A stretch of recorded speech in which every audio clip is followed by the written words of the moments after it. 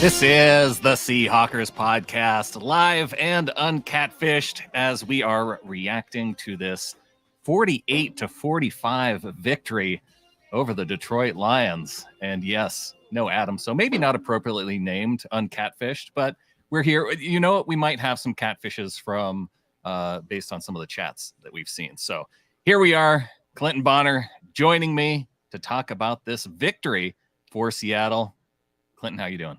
Brandon, that was so weird, man. The entire thing, like, hey, winning is always, it's great. Winning is great. And there was so much to be so fired up about and so much to pull our hair about. Right. But we won, man. So I'm cracking a beer. It's a Coors Banquet.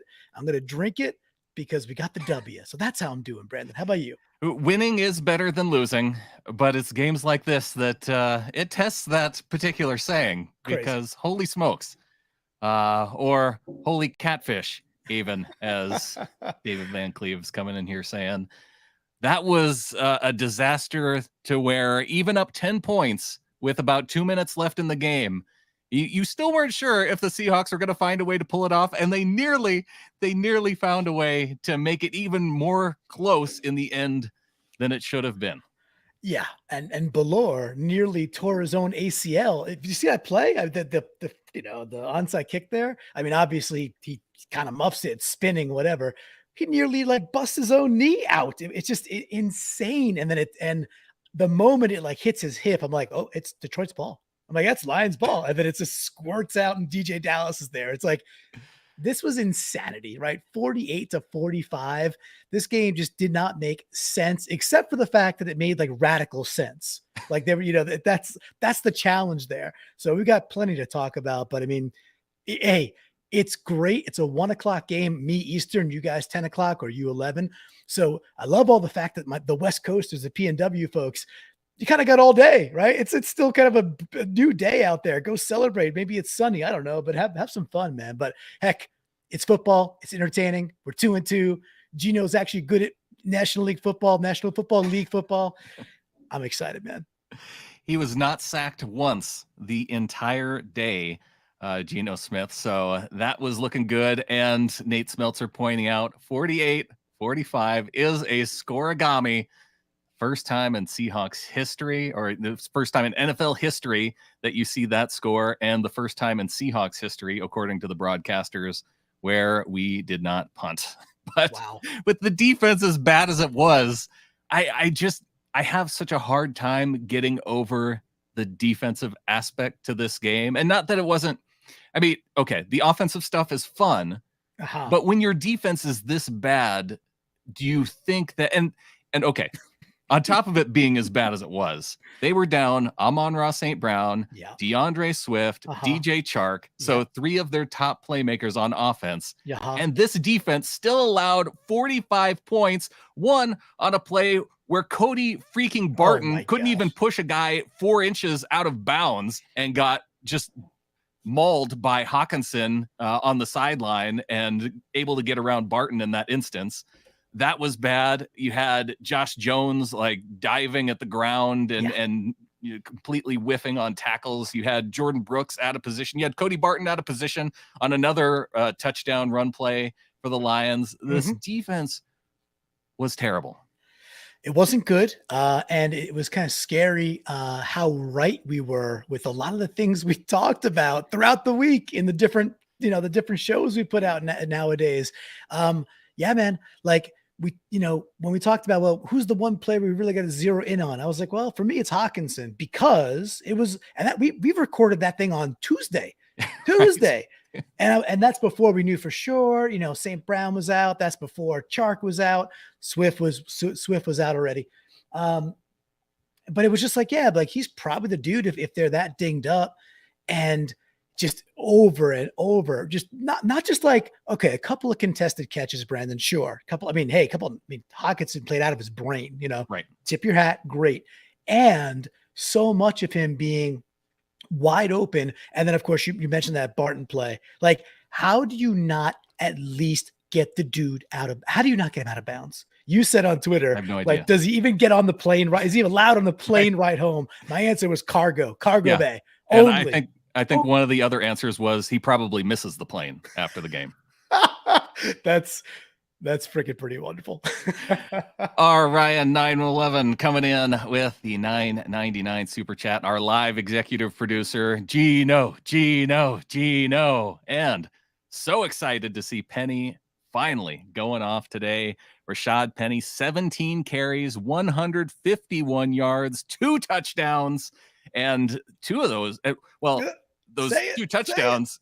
Well, he had the walk-off at the end, the 3rd and 5. He had the walk-off. Too. I'm trying to give you the love about, man. I'm hoping that you bought a lottery ticket, that you bought something else to go. You know, I'm not sure what kind of casinos you have out in Kalispell, but hit one up tonight, perhaps. You know, tell Emily and the gang, hey, we gotta ride this hot hand. For those who didn't listen, Brandon literally predicted 2 30-plus yard touchdowns for Rashad Penny on that wasn't me. Week. That wasn't me. What do you mean it wasn't you? That was you. I don't. Yeah, not on PNW Prop Stars. Oh, but that was on What If. What If? That was your wish. Your wish was 2 30-yard touchdown runs. I thought my wish this week was 0 sacks for the 2 tackles and 0 pressure. Oh, you know what? We just do. It's like monkeys and typewriters nowadays, right? We do so many different shows that at some point a cogent sentence is going to come out of us. So, but I remember you talking about 2 30-yard touchdown runs as well. And but you know, stick to your other point. Heck, not. I mean, yes, Cross had a couple of holdings, one holding, but the pockets we looked good, man. I mean, the pass pro looked fun, good, lively, tempo. Can we just, I do want to talk a bit about Geno. It's perfect timing for this. Geno's command at the line in a hostile environment. I mean, what more can you say about him audibling, his communication, getting to the line with enough time, 10, 12, 15 seconds that they could make, big changes. And besides the one time they had to take a timeout from the sideline, get it off in time, on rhythm, and for big wins and plays too. I mean, I don't know what else to say at this point besides I think Geno Smith is good at National Football League football. Hustle Chilson out on Twitter saying Russ looking dialed in. Of course, the Broncos playing the Raiders right now. But this is the best part. Knows what he needs to do to keep pace with Geno Smith in the MVP race. That's Hustle Chilson. For those who don't follow him on Twitter, well, you're doing it wrong. Like he's just the perfect level of snark and smarts. Often I'll because I'm on the East Coast, right? So I'll wake up and I'll see some things he sent late night because I went to bed, and I'm like, why didn't I think of that? Like it's so funny, it's so on point. Great follow out there for sure. And Gambling Goat encouraging people to hit the like button. But I feel like with 43 people watching and 8 likes, that's like the perfect ratio, right? 43 to 8. Well, that is. However, let's just jam it to like, I don't know, 48 to 45 or so for today. That'd be fine. Yeah, Geno Smith, 23 of 30, 320 yards passing, 2 touchdowns, 0 interceptions. Adam nailing the prop once again on that. Yeah. But in addition to that, 7 rushes, 49 yards, and a touchdown for Geno Smith. He had he was, what people go gaga over Jalen Hurts for in fantasy world, right? Like literally, like they go nutso, and Hurts is having a nice year. The Eagles are doing their thing, deservingly so. But let's look to the PNW and look at a 31-year-old who's doing things that frankly nobody maybe outside of the VMAC expected, to be flat honest, right? Like I, man to man, need to apologize to Pete Carroll, the staff, like everything for like they saw what they saw. And the Shane Waldron offense, Brendan, we've been talking now for, this is year 2 of this. It is humming, man. It's humming right along. And this particular game, yes, we saw the beautiful, trips concepts and tight ends in the first half. And then the second half, when we needed it, we ran the friggin' ball. Yeah. We completed, as Coach Carroll will talk about, right? We actually completed the circle of toughness there and ran the freaking ball and ran it well. I don't know how many times we could do that because I mean, next week the Saints are better than the Lions, markedly better on defense. However, it's fun. And we talked about last week, I think it's a sustainably good offense because Geno makes good decisions on second down and third down, and he moves the freaking chains. So I'm just enamored at this point. I do have a hard time gauging the offense other than the tempo stuff, Geno's command of the offense, that all looks good. And again, though, I have a hard time deciding how much of it is real when I see a defense as bad as the Lions. And, we talked about the bad defense. We should talk about the bad officiating. It was not just against the Detroit Lions. In a game where you see flags falling for how many flags did they pick up on the day? 4? It was at least 4 that they threw and then picked up. There were at least flags where they threw it and then you went back and saw the replay and you're like, what were they even calling? Whether it was on us or on the Lions. Right.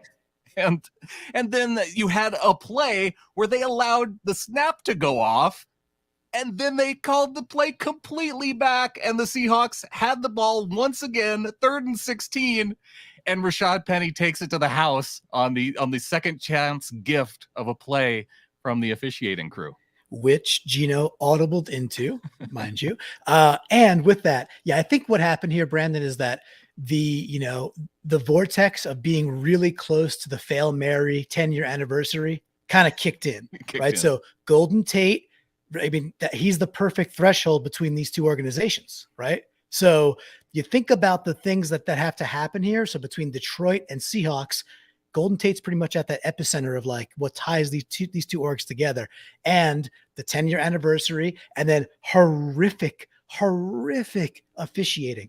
Like, to the point where I'm on Twitter being like, I'm a Seahawks fan. That's not a hold. Like, on a play where we got the benefit, because I don't want to see it, because I know what happens later in the game or earlier in the game. It's like, if you're calling it that poorly, you're just not seeing the game correctly. So many times, hands to the face. Nope. He's under under the dude's neck, not to the face. Just blatantly blown calls all day long. And I guess at the end of it, they kind of all washed. I mean, maybe Detroit fans would have a different take on that. They have a legit gripe about a 3rd and 16 call that worked out as not a play. I'd be fuming myself. I'd be absolutely fuming. But it definitely went many different ways. A Tariq Woolen call later in the game, like, it's like, no, he didn't touch the guy where you said he touched him. So you're making a subjective call, throwing the flag, and just you're wrong. Like, you're factually wrong with what your call is. But yeah, it was weird, dude. It was super, super weird.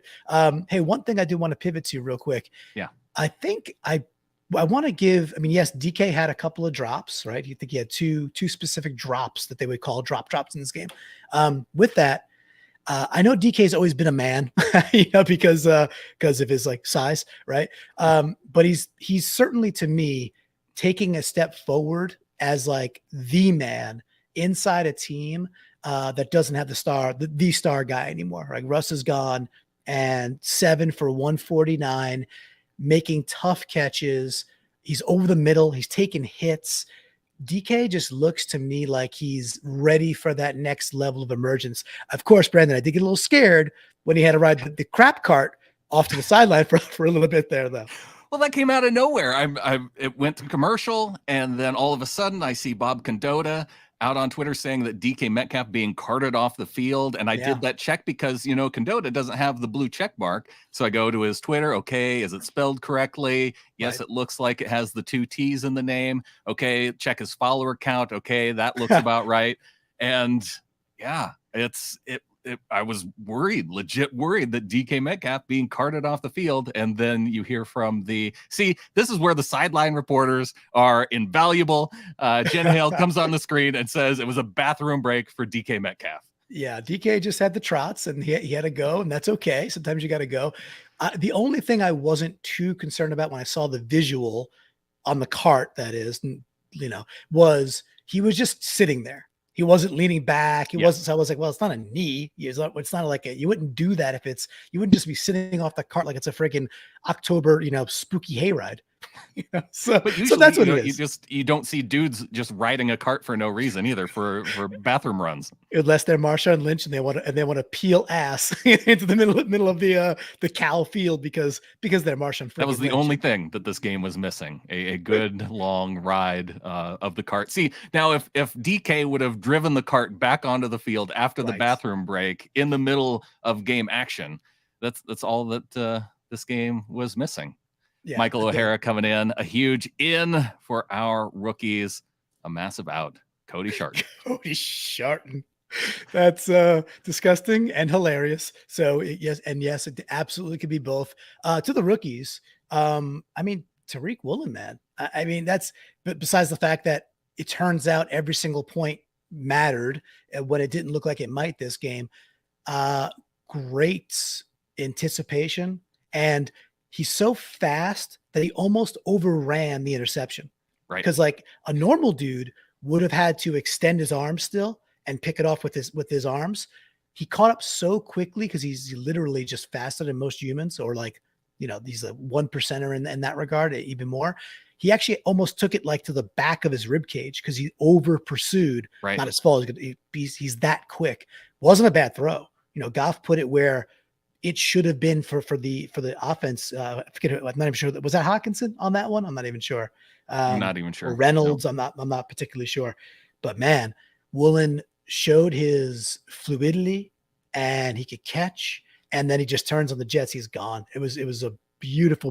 That was like the first time I was like, oh, this is like the Denver Super Bowl. We're just gonna run away with this thing. And nope. Nothing like that. Completely opposite defensively, and turns out. Yeah, turns out this is not the LOB reincarnated, right? Holy cow. The Snail coming in with a $2 super chat. Abe Lucas jersey for the win. Speaking of the rookies, yes. Snail, huge game for Abe Lucas, obviously not allowing a sack, and also an L for the Discord app. The Snail, I don't know if you have the app on your phone. I don't know how you have to keep going in and out to get it to stick. There has to be, you know what? Hit up the Discord, the people there, and I bet they have people that have a solution for whatever is kicking you out of the Discord every other week. Yeah, it's kind of comical that you're getting kicked out of it. There is the desktop version too, right? So I don't know if you want that, but I don't know. I have no explanation for why the Snail cannot stick inside the Discord. Well, we're sorry, the Snail, but thank you for letting for bringing it and for the super chats, of course. That is amazing. I do wonder if anybody that's out there listening, they have any questions they want to poke at, or they want just points they want to bring up too, because the instant reaction is literally just, I mean, whatever. We're fans, right? Like, thank you for being here, but we are you and you are us. So if you got stuff, just, hit us, man. Barry, AK Van T, we still blaming Geno, or did I miss that? Yeah. Great point. Good. Geno people coming in. Yeah, if you were okay, 4 games in now, this is 4 games in. Yes, Seahawks 2-2 after this win. Are we buying what we are believing with Geno, or again, is there that little bit that makes you wonder, just because defensively with the Lions, and because this was not again, we haven't seen a comeback. The Seahawks playing from ahead most of this game, is that still giving you like a little bit of curiosity if Geno can carry this all the way through? Not for me, and the reasons are: putting a game away and icing it is tantamount to the comeback you didn't need, right? So like we got the ball when we moved the ball when we had to in the third and fourth quarter. And yes, we ran the ball. And yes, Geno checked into a lot of those and set the offense up. And even going back to the San Francisco game, you go back and watch it. It's not Geno making bad decisions. It's Geno processing and taking what's there. And yeah, guess what? The 49ers are a really good, probably top 5, maybe top 3 defense in the league. It is what it is. We'll see a different test next week when we got to travel to New Orleans. And with that, no, man, Brandon, he's good. I think it's sustainable. He likes the system clearly. He's mastered this system clearly. And the different types of concepts we're running, he finds the right person consistently when that person is the person who's open.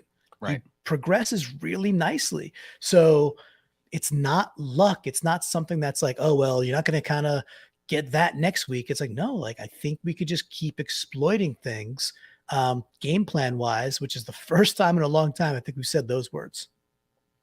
Linebacker 54. Let's go, Geno. I still find it kind of suspect. Worst or second worst defense we played against, depending on where the Seahawks land. All in all, though, I'm a Geno fan for sure. And I get the skepticism, right? Because I'm a little bit there too, but I'm also like what you said, Clinton. There are so many times where and that we saw in this game even where it was like these third and short type plays where Geno was finding the guy, the play design worked to get the guy in the right spot, and Geno would deliver. And yeah, there was the one part where DK with the drop or DK just not quite able to fight through a tackle. A guy gets, wrapped up, a Lions player wrapped up on DK well on one play, which would have resulted on a first down that would have kept a drive going. And yeah, it was, there were a couple plays like that and just, where Geno felt like he was on point, particularly in those moments. Yeah, and I got two in particular. Like as you're talking about it, there was one third down play, and again, it was the concept was lovely. He ends up floating it to Penny for a nice first down on like third and whatever it is. But it's just as you framed it up. It's well schemed. He knows exactly where it's going.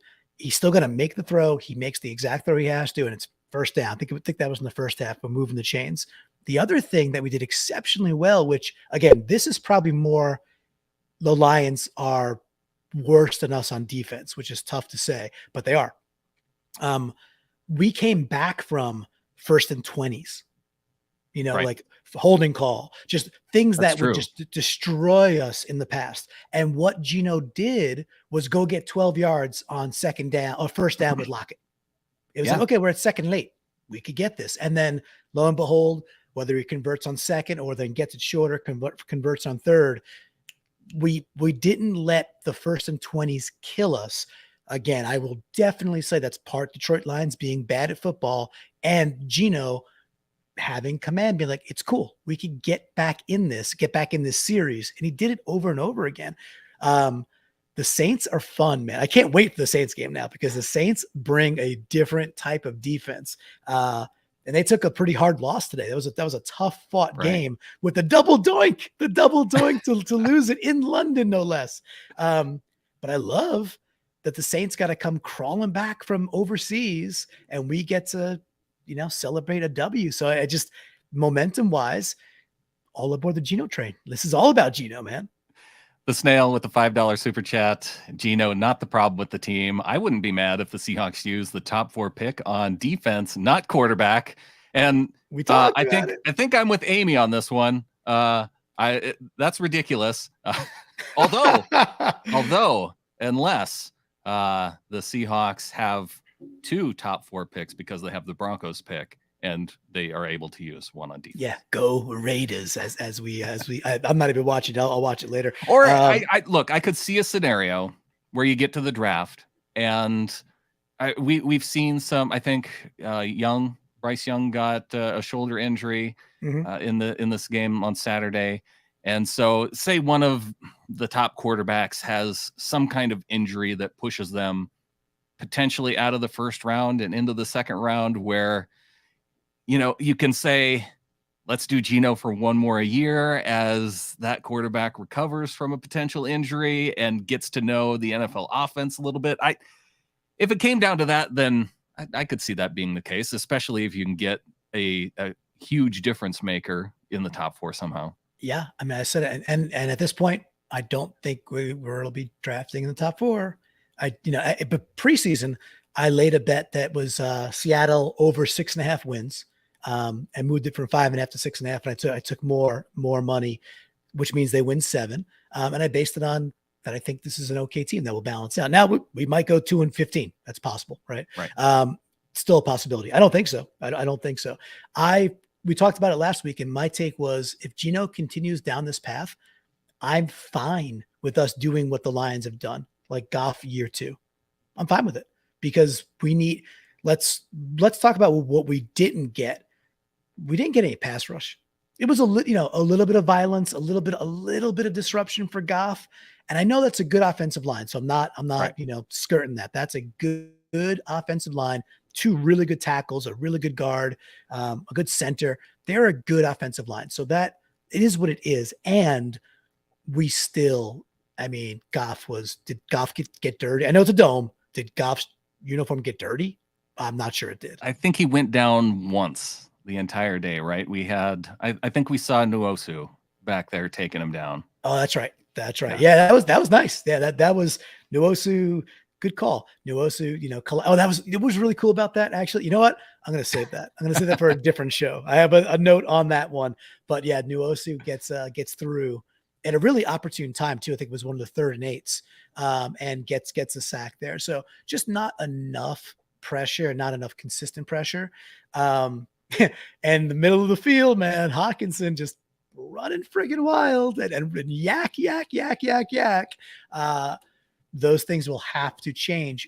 And with that, by the way, the Saints offense, if it's Andy Dalton next week, or even if it's Jameis, they're not as good as the Detroit offense. They're not. Right. So, I mean, yeah, will Kamara be back? We'll see. Kamara, Olave, Olave's good. Michael Olave Thomas can play. Michael Thomas was out this week again. He didn't play in London.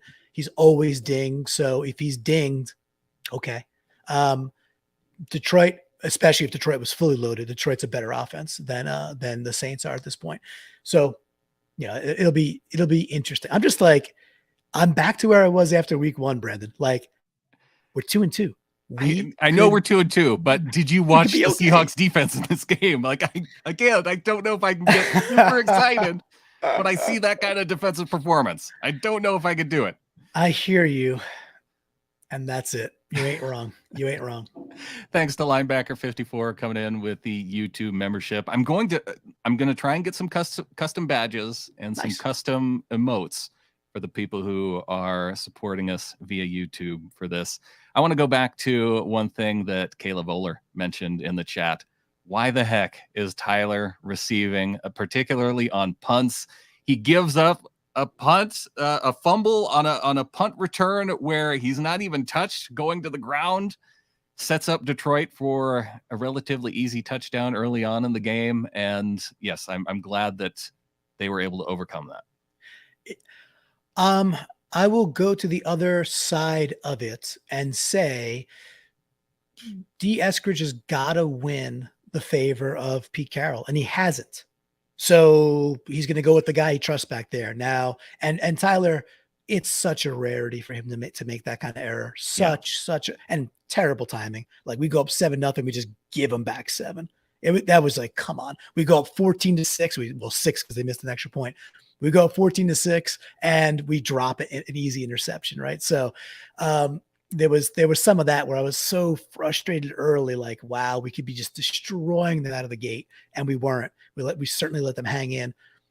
And with that, D. Eskridge was the best D. Eskridge we got so far. There. Yeah, and then he got him on hurt. the run to the outside where he got hurt, but he had the one reception for 10 yards. He had a jet sweep that he ran well. Yeah. He was involved, and he was out there early too. He was out there doing, pre-snap motion early, kind of more shared with Goodwin this time.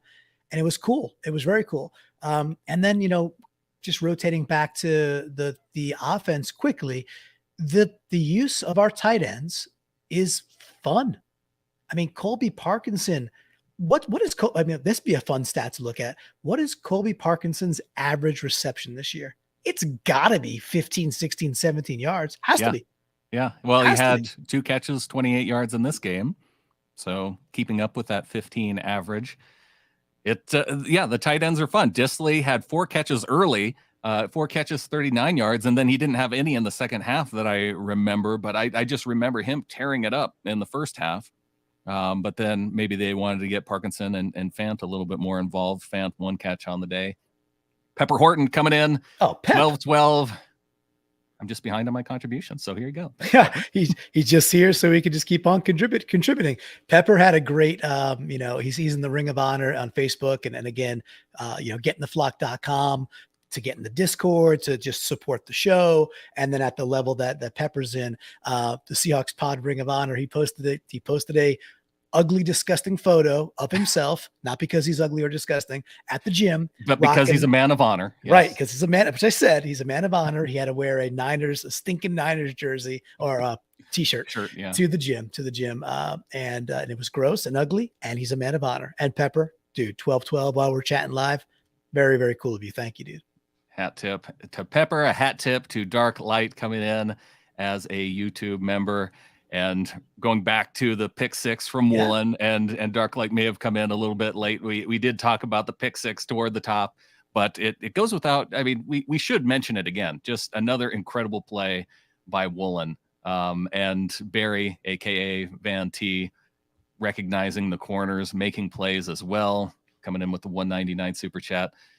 Hey, Brandon, can we park there for 1 second? Because Barry's a couple of people have mentioned the rookie so far, and I just think it's worth recognizing, right, in the sense that you have two starting tackles on offense playing well.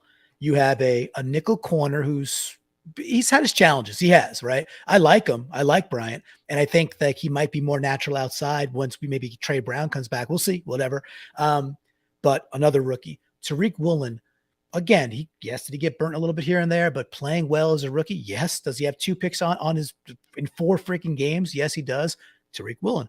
And you got Boye Mafe playing significantly more snaps on the outside, playing well. And you got Ken Walker, who ran the ball well. That's 6. I wasn't using my fingers while you were running down the list, but it felt like a lot. If you have an abacus, if you're following along at home, it was like a high scoring game, right? We had to keep track, but that's 6 rookies contributing at high levels, if not like, the highest level you can with your starting tackles, for crying out loud. Right. So just a little credit where due, I think, for Schneider and Pete, who just get railroaded so often about the way they play the game, their inflexibility, et cetera, et cetera. Yeah, they're inflexible. They just put up almost a 50 burger. So, yeah. Okay. Well, I am going to railroad them a little bit more, because while you talk about the draft success, how come they didn't draft a linebacker so that way they could have plugged somebody in for Cody Barton in this game? You're not wrong. And there was such a 3rd, 4th, 5th round where there was such like a glut of what seemed to be good linebackers that were out there, right? You and I both are fans of bootleg football, EJ Snyder and Brett Coleman, and those guys really know their stuff. And they're like, man, this is such a deep linebacker core. And we talked about this in April and May, that Seattle looked like they kind of double dipped in areas where it was like Bo Melton and Derek Young, right? Where they took two of a kind. And of course, the 2 tackles certainly worked out. But yeah, at this point, it would be nice, because what is this? It's still Barton, right? Barton is still our backup linebacker. So, I mean, I'm sorry, Ballore. Ballore is still our backup linebacker. So I think they did sign a dude who ended up playing on special teams this week, who also plays linebacker, because I saw the name on the back of the jersey, and I know a lot like on the fake punt, where a lot of people are like, who is Crawford? And he's a backup, 6-string corner. Yeah. But he's in that play, which Crawford, by the way, of all the flags that came out throughout the day, how was that not a push off on Crawford on the fake punt? So when they challenged that, in my brain, I'm like, oh, I think Pete's actually going to say, hey, that's offensive PI, because that's challengeable now, right? So I'm like, all right, he may win that. I know, but was it any worse than challenging what Pete challenged? He caught the ball. He clearly caught the ball. You have time, you have video, you've got, oodles of cameras, and you challenge the call that he caught it. When he threw the flag, I was like, oh, he's going to challenge offensive PI. And I was like, all right, at least it's subjective in the sense you could be make your argument like a court case. He caught the freaking ball, Pete. What is Pete doing with those challenges? Who's in his ear and Take the red flag. Take him away. Take him away at this point. At least for a game. You have one game where you are not allowed to use the challenge flag now, Pete, because that's 2 games in a row that and two and 2 games calls in a row. It's like the decade. it's like a forever. 2 calls in a row in this one game. That's what I was trying to say. Yeah. Okay. That's all right. fine. So the snail says Cody Barton should have to walk home. Barry, yes, I'm with the snail. Cody had me yelling a bit. Gambling Goat, Barton and Josh Jones have to catch the city bus back together. It was a bad day for them. At least, but before we get to Aaron, at least we did see Sidney Jones back out there. We did. So Sidney Jones played. Ryan Neal, we saw some Ryan Neal from down him, the box, good making and some bad. plays. Yeah, good and bad. I just rather see those dudes. In many ways, they just look more competent and more consistent. Even though we gave up 45. But yeah, Josh Jones misses that tackle, and then Barton doesn't shove a guy out of bounds. It's just freaking weird, right? It's just the other play too. Nemhauser called it out on Twitter. He was like, "Am I supposed to keep believing that Barton's good at this?" Where it's like the touchdown down by the goal line. Yeah, Barton just jumps like to the left and like clears the hole out, like we saw last week. It's like, dude, what are you watching?